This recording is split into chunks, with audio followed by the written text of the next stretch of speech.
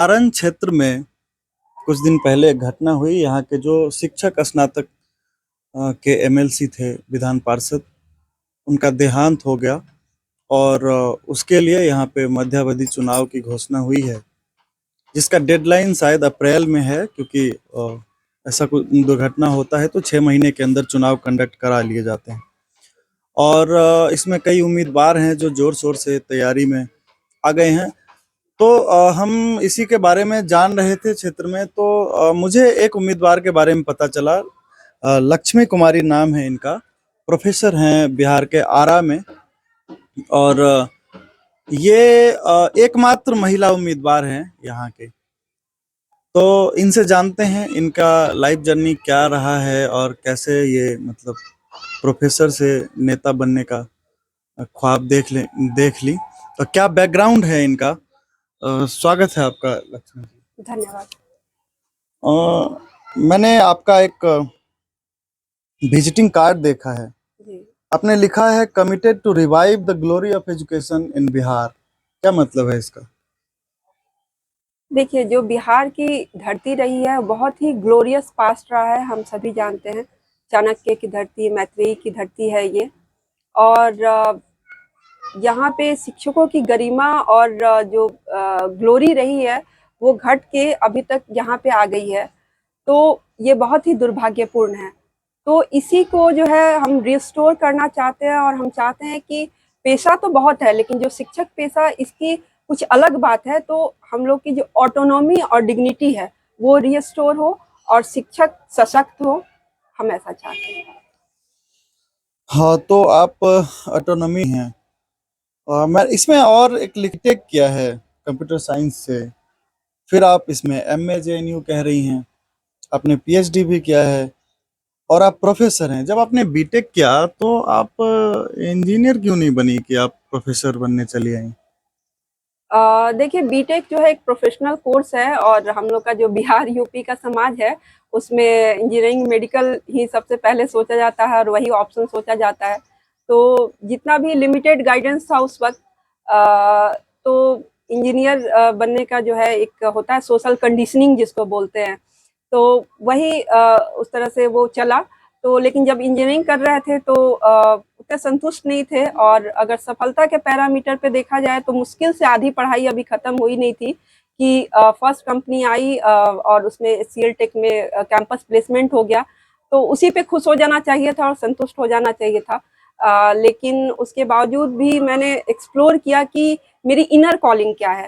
तो जब engineering complete हुआ और ज्वाइनिंग के समय उसके जब सोचने का थोड़ा समय मिला तो मुझे लगा कि नहीं, मेरी इनर कॉलिंग कुछ और है, और पॉलिटिकल साइंस जो है मुझे उसके प्रति लगाव है। तो मैं देश के सर्वश्रेष्ठ इंस्टीट्यूशन जेएनयू पॉलिटिकल साइंस की पढ़ाई के लिए जाना जाता है, उसमें जो है एंट्रेंस की तैयारी की और उसको क्रैक तो किया और आपने एडमिशन जेएनयू से लिया। पढ़ा है कहीं, उसके बाद ये एमएलसी का चुनाव लड़ना, ये कहीं इससे कोई जेएनयू से कोई लिंक तो नहीं है इसका?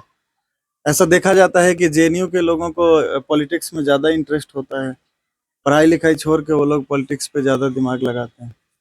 देखिए, ये पब्लिक परसेप्शन है, और जेएनयू को लेके बहुत सारे प्रोपेगेंडा चल रहे हैं। लेकिन जेएनयू के लोग बहुत सारे क्षेत्रों में भी सफल रहे हैं, चाहे डिप्लोमेसी हो, ब्यूरोक्रेट्स हो, बहुत सारे फील्ड्स में जितने भी वहाँ पे कंप्यूटर साइंस और भी बहुत सारी चीज़ों की पढ़ाई होती है, सब फील्ड में जो है वहाँ से लोग आते हैं और सफल हैं। तो एक पब्लिक परसेप्शन है कि वहाँ जेएनयू में पॉलिटिक्स का ऐसा, लेकिन ऐसा ज़रूरी नहीं है कि एक ही फील्ड तक हम लोग लिमिटेड हैं। और फिर उसके बाद से इनर कॉलिंग और जो बिहार के प्रति जो है प्रेम मुझे वापस बिहार ले आया, और मुझे लगा कि यहाँ पे शिक्षा की अलग, और फिर राजनीति को जो एक माना जाता है कि यहाँ पे एंटर हम लोग नहीं कर सकते हैं, तो उसमें ये एक प्रयास है। और आपका पीएचडी?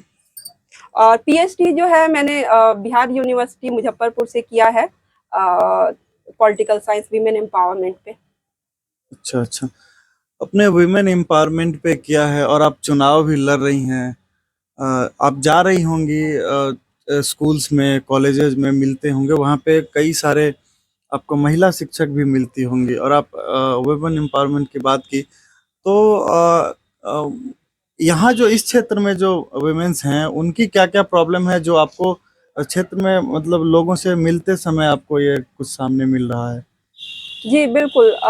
महिलाओं के केस में थोड़ा-सा यूनिक या स्पेशल बात कहें या ये फैक्ट है कि उनको घर भी देखना पड़ता है और बाहर भी देखना पड़ता है। तो उन्हें उनकी कंडीशन थोड़ी स्पेशल है और समाज को ये चीज़ समझना पड़ेगा।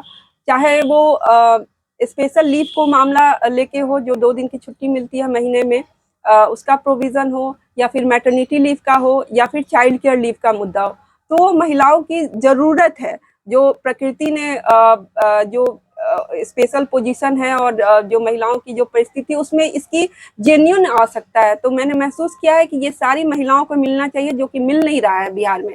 तो ये मेरी एक बहुत बड़ी मिल प्राथमिकता नहीं है। रहा है, लेकिन आपको नहीं लगता कि यहाँ की महिलाओं को के पास मतलब इसके प्रति जागरूकता भी नहीं है, उनको पता भी नहीं है कि ये चाइल्ड केयर लीव नाम का भी कोई चीज होता है जो और जगह इसी देश में मिलती भी है?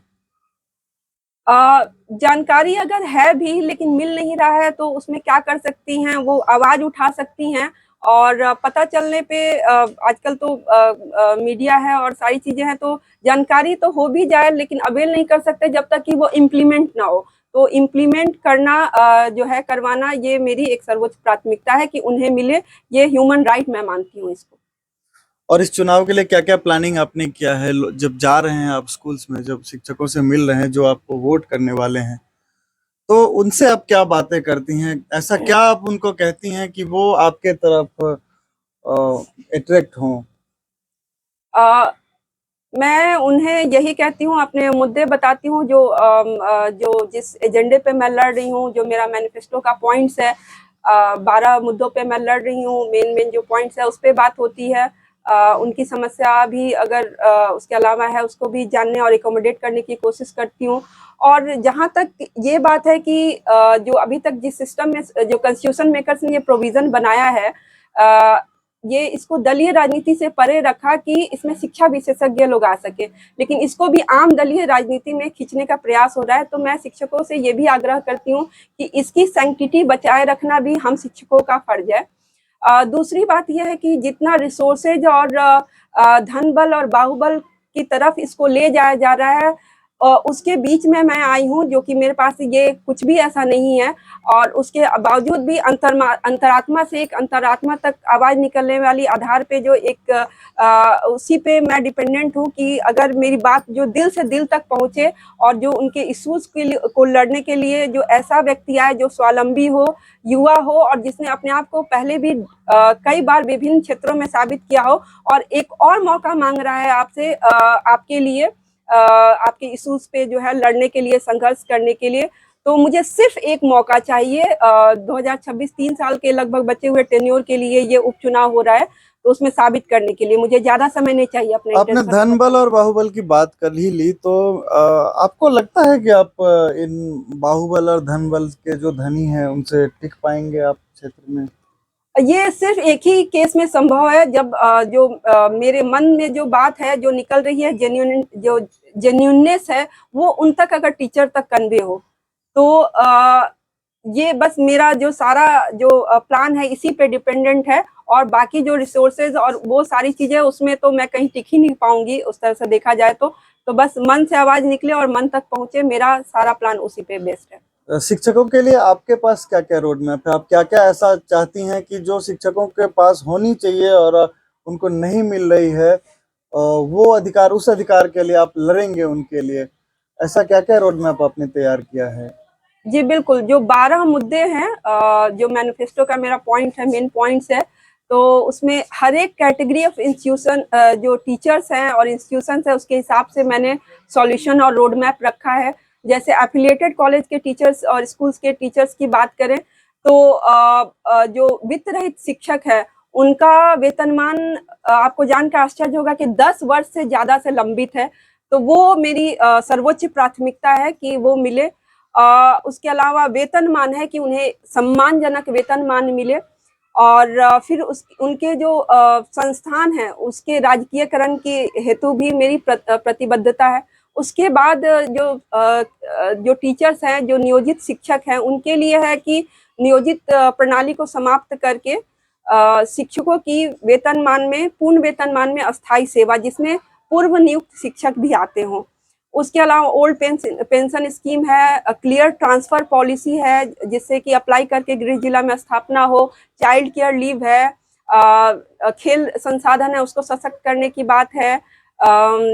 यही सब ऐसे ऐसे करके 12 मुद्दे हैं। जिस माइटी इंस्टीट्यूशंस हैं उनके भी इश्यूज है, टेक्निकल इंस्टीट्यूशंस है उनके शिक्षकों के भी इश्यूज हैं। जी। और ऐसा नहीं लगता कि स्कूलों में या विश्वविद्यालयों में बिहार के शिक्षा नीति के हिसाब से, या अभी तो देश का ही वही हाल है, कहीं ना कहीं एक स्तर पार करने के बाद बच्चों के पास उनके पास कोई आइडिया नहीं होता है कि हम मतलब हम आगे क्या करेंगे। तो करियर काउंसलिंग की सुविधा हो, और ये जैसे आपने कहा खेल कूद, मतलब फिजिकल टीचर्स, म्यूजिक टीचर्स, इन चीज़ों की मतलब इन शिक्षकों की बहाली हो, ताकि जो शिक्षक वहाँ हैं उनको भी थोड़ी आसानी हो, उनको भी थोड़ा समय मिले, और बच्चों को भी एक अच्छा बेहतर मेंटरशिप मिले ताकि वो अपने भविष्य में कुछ अच्छा कर सकें। तो जब आप जाती हैं तो वहाँ इन सब संबंधों में लोग बात करते हैं, या जो सरकार की पॉलिसी होती है कि भाई अब सरकारी कर्मचारी हैं तो आप ये जनगणना कर लो, तो कभी आप ये जाति गिन लो, तो कभी आप जानवर गिन लो, पक्षी गिन लो, तो कैसा माहौल होता है वहाँ? क्या मतलब उन लोगों की मोनोपोली अब क्या रह गई है? क्योंकि शिक्षकों का बड़ा सम्मान होता है हमारे भारत में। गुरु को गोविंद का दर्जा दिया गया है, कहते हैं कि वो भगवान है, वो हमारे भविष्य निर्माता हैं, तो हम भारत का भविष्य उन पे डिपेंडेंट है। तो इन सब संबंधों में उनसे आपकी क्या बातचीत होती है? देखिए ये तो चाणक्य का कथन है कि प्रलय और निर्माण शिक्षक की गोद में खेलता है। ये बात हमारे नेतागण अच्छी तरह समझते हैं। और बिहार में जो शिक्षकों की जो स्थिति है, जो मनोबल गिरा हुआ है, तो शिक्षकों को कमजोर हो नहीं गए हैं, वो किया गया है। मैं इंटेंशनली मानती हूँ ऐसा। तो गैर शैक्षणिक कार्यों में लगा के और इन सारी चीज़ों में उलझा कर, और फिर कहा जाता है कि आप क्लासेस में नहीं है। एक टीचर कहाँ-कहाँ रहे? गैर शैक्षणिक कार्य में अभी जातीय जनगणना हुई तो उसमें इतनी ठंड में हो रहा था और कई सारे टीचर्स उनकी मृत्यु भी हो गई, दुखद मृत्यु हो गई। तो उसके लिए कौन जिम्मेवार है?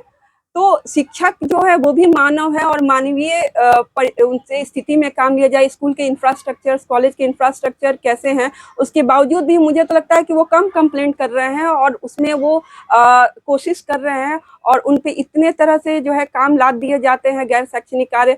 उसके बाद जो है ब्यूरोक्रेसी उनके साथ कैसा ट्रीट करती है। जो यूट्यूबर्स हैं, सो कॉल्ड पत्रकार हैं, वो जो है उनको जो है जिस तरह से ट्रीट करते हैं, तो ये सब चीज़ें जो है बहुत ही कंसर्निंग है और शिक्षकों के ये दिल में ये दर्द है। तो इन सब चीज़ों को लेके उनके मन में बातें हैं जो वो शेयर करते हैं। आपने दूसरा पॉइंट कहा करियर काउंसलिंग आदि, जो खेल संसाधन मजबूत करने की बात, तो करियर गाइडेंस में मेरा जो है स्पेशल इंटरेस्ट है। मैं चुनाव लड़ने से पहले भी ये करियर गाइडेंस के कई सारे प्रोग्राम करती आई हूँ अपने फाउंडेशन के तहत भी, और जो दूसरी गैर सरकारी या सरकारी संस्थाएं उसके साथ मिलके मैं करती आ रही हूँ। तो मुझे लगता है कि बिल्कुल ये जो 10th और 12th करने के बाद जो है क्या करियर चूज करें, ये हमारे समय भी यक्ष प्रश्न था और अभी भी है, चाहे कितना भी टेक्नोलॉजी है। तो कस्टमाइज्ड करियर गाइडेंस का ये होना चाहिए प्रोविज़न, और इसके लिए भी मैं सजग हूँ। और खेल संसाधन जो है मजबूत हो, क्योंकि पढ़ाई के अलावा भी टैलेंट है, तो उसको भी बढ़ावा मिले। बिहार सबसे युवा प्रदेश है पूरे भारत में, और विश्व के हिसाब से भी देखें तो जो यहाँ का डेमोग्राफिक डिविडेंड है वो लायबिलिटी ना बन जाए, उसको कैसे बच्चों को स्किल्ड किया जाए हर तरीके से, ये हमारी प्रेफरेंस होनी चाहिए। और इसके लिए ऐसा विजनरी नेता चाहिए कि जो इन सब चीज़ों को समझता हो। तो मुझे विश्वास है कि जो शिक्षकगण ऐसे जो है युवा नेता को इस बार मौका देंगे जो इन सारे विजन्स को समझता हो। यही मेरा मानना है। काफी अच्छे मुद्दे हैं आपके पास, और काफी वाकपटुता से आप इन चीजों को सामने रख पा रही हैं। तो कैसा रिस्पांस मिल रहा है? अब तो आपने घूमा है, लोगों से मिला है, क्या लगता है आपको कि आप अभी तक कहाँ अपने आप को देख पा रही हैं? जी, बिल्कुल, मैंने 5 जिलों का परिभ्रमण किया है और बहुत अच्छा रिस्पॉन्स है। और महिलाएँ तो विशेषकर जो है अपने मन की बात जो है शेयर कर पा रही हैं, तो उनसे मेरी विशेष उम्मीदें हैं। और बहुत अच्छा रिस्पॉन्स मिल रहा है और मुझे लगता है कि वो एक मौका देंगे ऐसे जेन्युइन कैंडिडेट को। बहुत बहुत धन्यवाद डॉक्टर लक्ष्मी आपका।